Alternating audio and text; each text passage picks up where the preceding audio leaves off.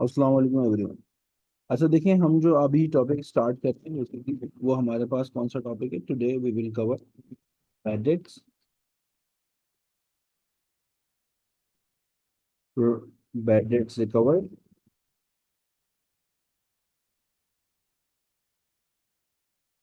And provision for doubtful debts. सबसे पहले बेटा हम लोग बात करते हैं कि बेटा ये जो बैड डेट्स होता है ये हमारे बिजनेस के लिए क्या होता है और बैड डेट्स हम किसे कहते हैं। देखिए बेटा, अगर हम बैड डेट्स की बात करें तो बैड डेट्स का मतलब ये क्या होता है कि when the trade receivable when the trade receivable who owe money to the business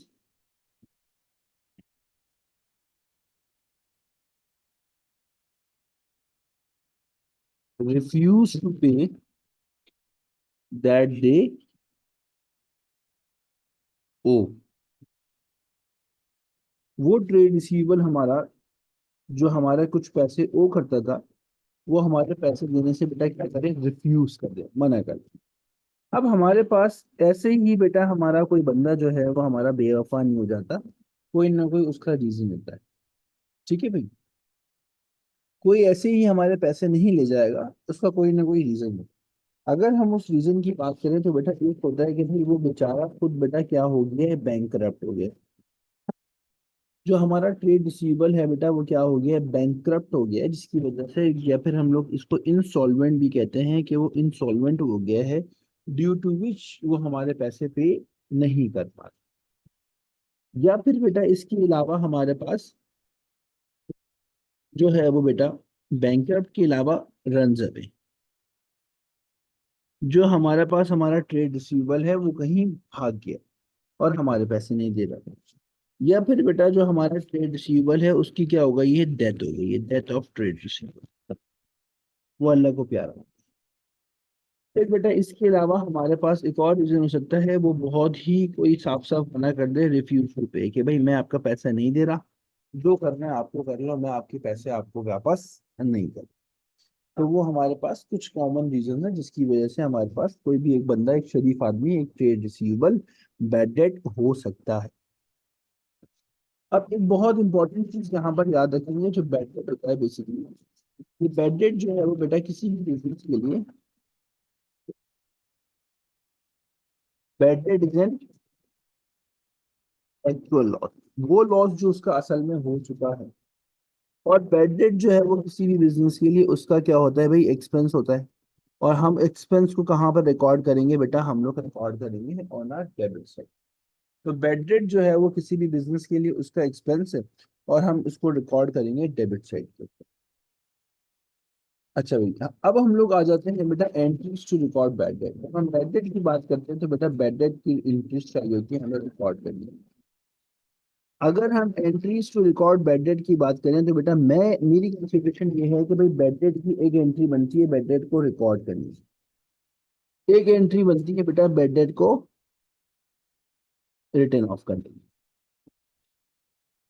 और बेटा एक एंट्री बनती है उसकी सेटलमेंट। तो हमारे जो क्वेश्चन हैं उसके अंदर बैड डेट की जो कुछ एंट्रीज वगैरह आई हुई हैं वो कुछ इस तरह से आई। रिकॉर्ड की अगर मैं बात करूं तो बेटा जब भी हम बैड डेट रिकॉर्ड करेंगे तो हमारी एंट्री बन जाएगी bad debts debit trade receivable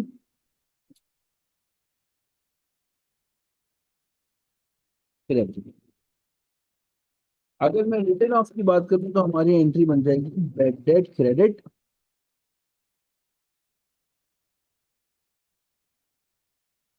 और आपका income statement debit.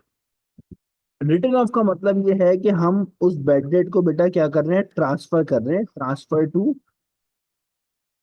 Income statement. Income statement में उस बैड डेट को ट्रांसफर कर रहे हैं तो हमारे पास जो है वो बैड डेट रिटर्न ऑफ आ जाएगा। फिर हम आ जाते हैं सेटलमेंट पे।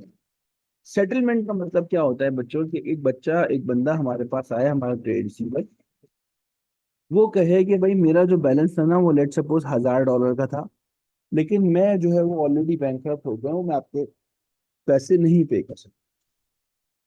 तो आप एक काम करो, हमसे कुछ अमाउंट ले लो और कुछ अमाउंट जो है हमें वेव ऑफ कर दो, राइट ऑफ कर दो। तो हम लोग एक सेटलमेंट की एंट्री बनाएंगे, जो पैसे वो पे कर देगा वो बैंक में आ जाएंगे। लेट सपोज वो कहता है कि मैं $600 पे कर दूंगा, उसको हम बैंक में लिखेंगे। उस अमाउंट से बैंक डेबिट हो जाएगा जितने पैसे वो पे करेगा, और रिमेनिंग पैसे हमने उसके राइट ऑफ कर दिए, उसे हम नहीं ले रहे, मतलब कि 400 वो भी डेबिट हो जाएंगे। और टोटल अमाउंट से जो हमारा ट्रेड रिसीवेबल होगा भाई वो क्या हो जाएगा, क्रेडिट हो जाएगा। तो ये बेसिकली अगर हम देखें तो ये हमारे पास यहाँ पर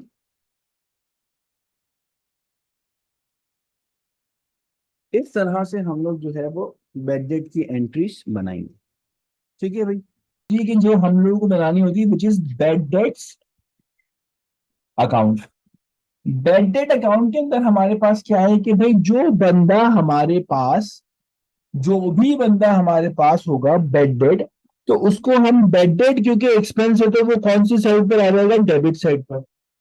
नाम हम लोग उसका रखेंगे जो भी होगा उसका नाम, भाई मिस्टर ए, लेट सपोज मैं भी बोल रहा हूँ, मिस्टर बी बोल रहा हूँ, और उसके अलावा मिस्टर सी कह रहा हूँ। ठीक है। और फिर ये सेटलमेंट एंट्री के अकॉर्डिंग ये सारी बैड डेट की वैल्यू उसको कहाँ ट्रांसफर कर देंगे बेटा, इनकम स्टेटमेंट में कहाँ कर देंगे, ट्रांसफर। याद रखनी है हमें एक बहुत ज्यादा इंपॉर्टेंट बात, और कभी हम लोगों को इस बात को भूलना नहीं है। एग्जामिनर हमें टेस्ट करता है इस बात के ऊपर, क्या बात है सर वो, कि भाई नो बैलेंस कैरीड डाउन और brought down in bad debt account. Bad debt के अकाउंट में कभी भी बैलेंस ब्रॉट डाउन और बैलेंस कैरीड डाउन नहीं होता। एग्जामिनर आपको क्या करता है, दे देता है कि भाई पिछले साल का इतना बैड डेट था, बच्चे क्या करते हैं सबसे पहले बैड डेट के अकाउंट में उठा के लिख देते हैं बैलेंस ब्रॉट डाउन पे पिछले। भाई नहीं, एग्जामिनर ने आपको टेस्ट करने के लिए दिया है, क्योंकि एग्जामिनर ये देखना चाह रहा है कि आपको ये बात पता है कि बेड डेट को ट्रांसफर किया जाता है या आपको नहीं पता। तो अगर आपको पता होगी तो आप कभी भी बेड डेट का बैलेंस ब्रॉट डाउन और कैरी डाउन मेंशन नहीं करेंगे। ठीक है। Now let's move towards other topic जो इसी का पार्ट है, which is provision for doubtful date. भाई इसको हम लोग पी एफ डी डी भी कहते हैं और ए एफ डी डी भी कहते हैं। Sir provision for doubtful date का मतलब पीएफडीडी तो समझ में आता है, ये एएफडीडी क्या है भाई, प्रोविजन फॉर डाउटफुल डेट्स। एएफडीडी होता है हमारे पास अलाउंस फॉर डाउटफुल डेट्स। ठीक है। अब अगर हम लोग बात करें कि भाई provision for doubtful date and allowance for doubtful date है क्या, तो भाई सबसे पहले तो एक बात समझ लें, ये आपका एक्सपेक्टेड डाउट है। कौन सा डाउट है भाई, एक्सपेक्टेड डाउट। किस पर लगा रहे हैं सर ये हम अपना expected doubt, this expected doubt is applied on our trade receivables. और ये एक्सपेक्टेड डाउट लग रहा है किसके ऊपर बेटा, ट्रेड रिसीवेबल के ऊपर। किस बात की वजह से, दैट दे बिकम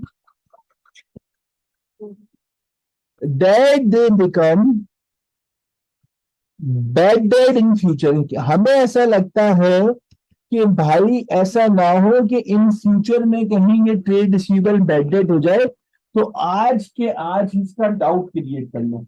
ठीक है। तो सर ये क्या बात हुई, अभी वो बंदा बैड डेट हुआ थोड़ी, पहले से क्यों उसका डाउट क्रिएट कर रहे हैं भाई। क्योंकि भाई मसला ये है कि अकाउंट्स के अंदर हम लोग फॉलो करते हैं अकाउंटिंग कॉन्सेप्ट। कौन सा अकाउंटिंग कॉन्सेप्ट भाई, एक अभी हम पढ़ेंगे जो होता है कौन सा, प्रूडेंस कॉन्सेप्ट। अब ये प्रूडेंस कॉन्सेप्ट की एक कहानी ये है, ये कहता है कि भाई expected losses should be recorded as soon as they are expected। ये कह रहा है कि भाई दुनिया में आप कहीं भी बैठे हुए हैं और आपको ऐसा ख्याल आ जाए कि कल को आपको लॉस होने वाला है, तो कुछ भी करे बगैर पहला काम ये करना है, अपनी बुक्स ऑफ अकाउंट्स खोलना है और उसके अंदर वो लॉस को, एक्सपेक्टेड लॉस को रिकॉर्ड कर देना। क्योंकि मैं प्रूडेंस कॉन्सेप्ट, अकाउंटिंग का एक कॉन्सेप्ट हूं, मैं ये बात कर रहा हूँ, ठीक है। और प्रूडेंस भैया ये एक और बात भी बोलते हैं कि भाई expected profit should not be recorded until and unless it is earned। तो आसान लफ्जों में, अगर तो आपको ऐसा लगता है कि भैया कल रात को मुझे ऐसा ख्याल आया है कि मुझे कल बिजनेस में प्रॉफिट होने वाला है, तो मैं उसको रिकॉर्ड नहीं करूंगा जब तक वो प्रॉफिट मुझे हो नहीं जाता, ठीक है।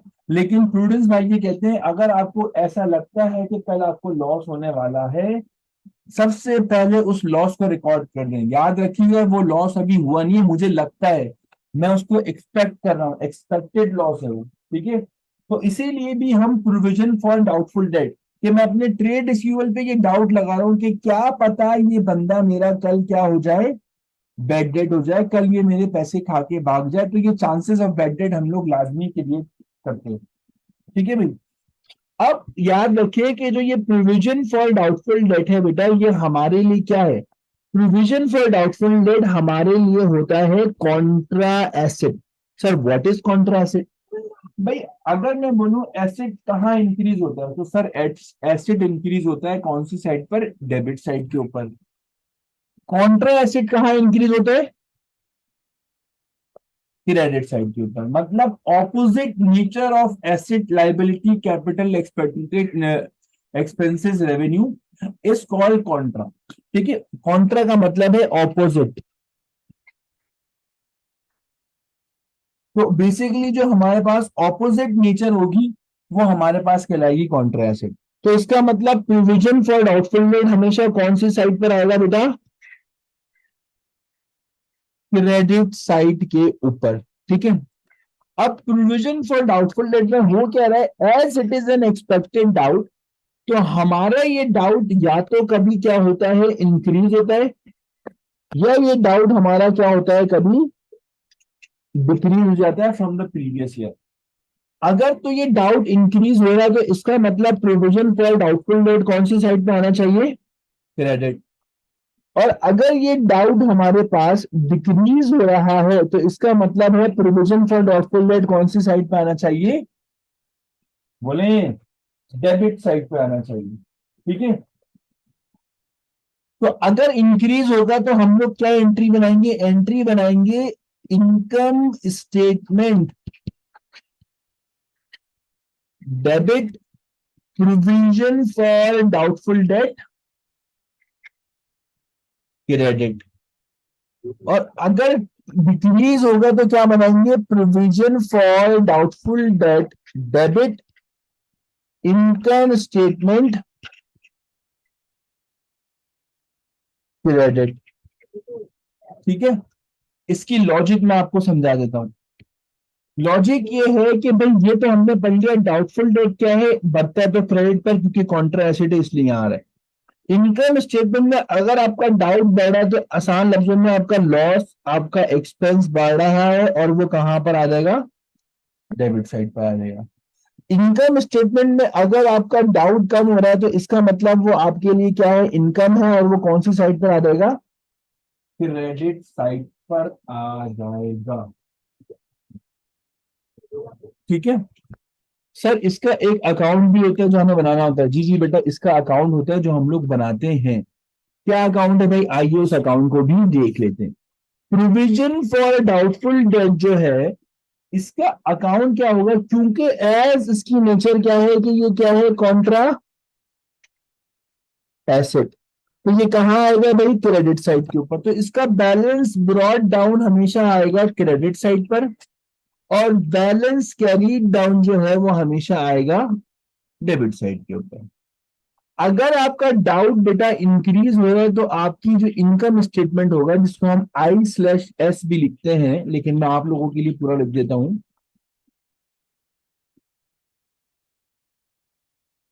अगर तो डाउट इंक्रीज हो रहा है तो इनकम स्टेटमेंट यहां आएगा, और अगर डाउट हो रहा है डिक्रीज तो इनकम स्टेटमेंट को हम लोग लिखेंगे इधर। तो सर कंपेयर किससे करेंगे कि इंक्रीज हो रहा है या डिक्रीज? प्रीवियस ईयर का हम लोगों को कंपेयर करने के लिए दिया हुआ होगा। ठीक है, तो दिस इज द सिंपल हमारे पास जो एक कहानी है बैड डेट और प्रोविजन फॉर डाउटफुल डेट। अब इसके बाद हमारे पास एक और छोटी सी चीज आती है। अच्छा, अकाउंटिंग कॉन्सेप्ट हम पढ़ेंगे अभी। वैसे जो प्रोविजन फॉर डाउटफुल डेट से रिलेटेड अकाउंटिंग कॉन्सेप्ट हैं वो दो है, एक प्रूडेंस और एक हमारे पास कौन सा है, मैचिंग कॉन्सेप्ट,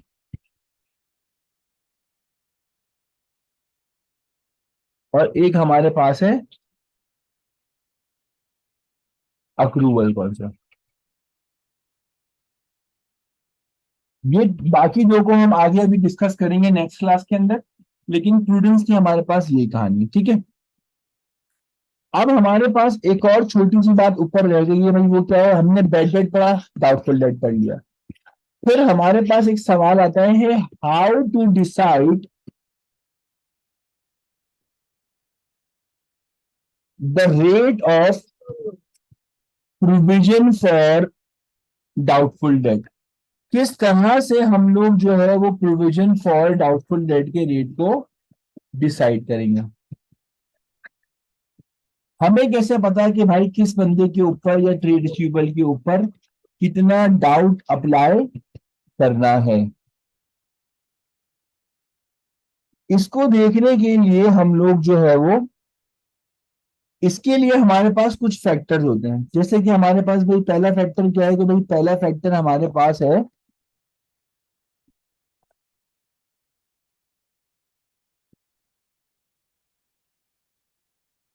तो पहले फैक्टर की अगर हम लोग बात करें तो सबसे पहला जो हमारे पास फैक्टर है भाई वो क्या है, वो हमारे पास है प्रीवियस रिकॉर्ड ऑफ कस्टमर। क्या वो बंदा हमारा पहले भी पैसा लेके भागा है? अगर तो ऐसा कोई सीन है तो अभी भी चांसेस है कि भाई वो दोबारा हमारा पैसा जो है वो खाकर चला जाएगा। तो उसके ऊपर हम लोग उतना ज्यादा ही वो लगाएंगे, क्या लगाएंगे, उसके ऊपर हम उतना ज्यादा ही प्रोविजन फॉर डाउटफुल डेट का फैक्टर जो है वो अप्लाई करेंगे। ठीक है, फिर इसके बाद हमारे पास नेक्स्ट फैक्टर क्या है, कि भाई जिसकी वजह से हमें ऐसा लगता है कि भाई वो बंदा हमारा बेड डेड हो जाएगा। और ऐसे क्या रीजन हो सकते हैं? दूसरा हमारे पास होता सकता है कि भाई रेट ऑफ इन्फ्लेशन। अगर तो आपके पास महंगाई ज्यादा हो रही है तो चांसेस ज्यादा है इकोनॉमिक अनस्टेबिलिटी, या फिर industry average. What is industry average? के भाई हर इंडस्ट्री के अंदर उनका अपना एक एवरेज होता है, अपना एक हिसाब किताब होता है, जिसके अकॉर्डिंगली उनको पता होता है कि भाई इतना चांसेस ऑफ बेड डेट जो है वो हमारी इंडस्ट्री के अंदर होता है। उस हिसाब से वो लोग बेड डेट लगा रहे होते हैं। ठीक है, इसके अलावा हमारे पास जो है वो प्रीवियस या पास्ट रिकॉर्ड हमने देख लिया। इसके अलावा हमारे पास credit worthiness of trade receivable, कि भाई मार्केट में उसकी क्रेडिट वर्दीनेस कैसी है, मतलब कि लोग उसके बारे में क्या कहते हैं कि वो बंदा पैसा टाइम पे देता है नहीं देता है, क्या सीन है। तो उस बेसिस के ऊपर हम लोग क्या करेंगे, उस बेसिस के ऊपर हम लोग उसको उतना ही डाउट लगाएंगे। ठीक है भाई, लास्ट इस टॉपिक की चीज पर आ जाते हैं, फिर नेक्स्ट क्लास में जिसका वो स्टार्ट करेंगे। क्या स्टार्ट करेंगे भाई? क्वेश्चन। तो अगर हम लोग बात करें तो हमारे पास एक होता है बेड डेट रिकवर्ड। जैसे हमने ऊपर पढ़ा था बेड डेट्स, तो बेटा इसी तरीके से होता है bad debts recovered. What is bed debt recovered? तो बेड डेट रिकवर्ड क्या होता है, कि भाई जो बंदा आपके पैसे लेकर चला गया था, जिसको आपने लॉस कंसीडर कर दिया था, ठीक है, जो आपके पैसे की देना है कि अब मूड में ही नहीं था, उसको थोड़ी सी गैरत आ जाए, ठीक है, उसने कुछ अच्छी चीजें पढ़ ली और उसको ये ख्याल आया कि नहीं यार अब मैं जाकर इनके पैसे वापस कर देता हूँ, ये अच्छी बात नहीं है, तो वो बैड डेट रिकवर्ड हमारे लिए, जो बैड डेट हुआ था वापस आने वाला पैसा अब बन जाएगा क्या, इनकम। और वो कहाँ आएगा बेटा, वो रिकॉर्ड करेंगे हम लोग उसको क्रेडिट साइड के ऊपर। तो जो बैड डेट रिकवर्ड है उसकी एंट्रीज क्या बनेंगी भाई, entries of bad debt recovered क्या बनेंगी भाई, ट्रेड रिसीवेबल डेबिट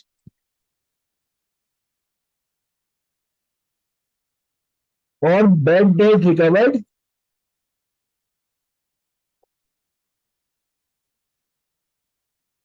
क्रेडिट हो जाएगा हमारे पास। फिर इसी की वही रिटर्न ऑफ वैल्यू जिसको हम कहते हैं कि ट्रांसफर एंट्री बनेगी, जैसे हमने बैड डेट की बनाएगी। पर हर चीज क्या बन रही है बेटा, ऑपोजिट में बन रही है। ऑपोजिट में क्यों बन रही है भाई, ऑपोजिट में इसीलिए बन रही है, ऑपोजिट में इसलिए बन रही है हमारे पास क्योंकि जो इसकी एंट्री बन रही है वो बैड डेट की रिकवर्ड अमाउंट है। तो इसकी एंट्री क्या बनेगी, वो बनेगी हमारे पास इनकम स्टेटमेंट क्रेडिट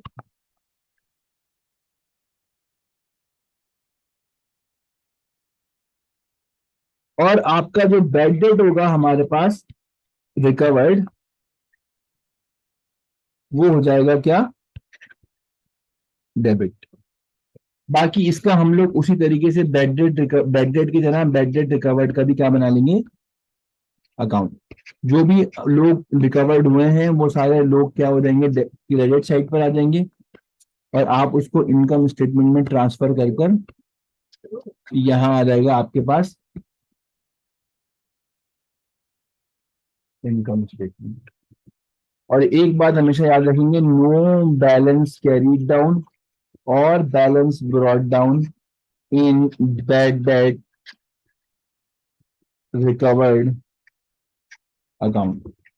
ठीक है, थोड़ी सी इसको लास्ट चीज देख लेते हैं कि भाई ट्रेड रिसीवेबल डेबिट पे क्यों आ रहा है, क्योंकि अब वापस आपका एसेट जो है वो बढ़ गया तो डेबिट पर आ रहा है। बैड डेट रिकवर्ड क्रेडिट पे क्यों आ रही है, क्योंकि वो आपके लिए इनकम है, बढ़ रही है तो क्रेडिट पर आ रही है। बैड डेट रिकवर्ड आपके पास यहाँ पर इनकम स्टेटमेंट यहाँ पर क्रेडिट पे क्यों आ रही है, क्योंकि आपकी इनकम क्या हो रही है, इनकम स्टेटमेंट के अंदर बढ़ रही है तो क्रेडिट पर आ रही है। तो ये टॉपिक मैंने आपको पूरा पढ़ा दिया है, इसके नोट्स भी मैं आपको सेंड कर देता हूँ, ठीक है।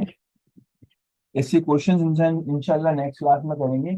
आप जो है वो हमारे पास मुझे बैंक रिकंसिलिएशन से क्वेश्चन सेंड करना है, ठीक है सारे करके, और पैटी कैश बुक सर वगैरह के लिए। नोट्स है ना? सॉरी। सर बैड डेब्ट्स के नोट्स हैं जी आपके जी, पास ये कैसे? सिर्फ मैं लिख कर समझा रहा हूँ आपको, किसी की भी ये सारी चीजें कॉपी करने की जरूरत नहीं है, इसे सब प्रॉपर नोट्स में लिखा हुआ है, जैसे बैंक रिकंसिलिएशन का मैंने आपको नोट सेंड किए थे, बेसिक बेसिक अकाउंटिंग के नोट्स वगैरह सेंड किए थे, ठीक है।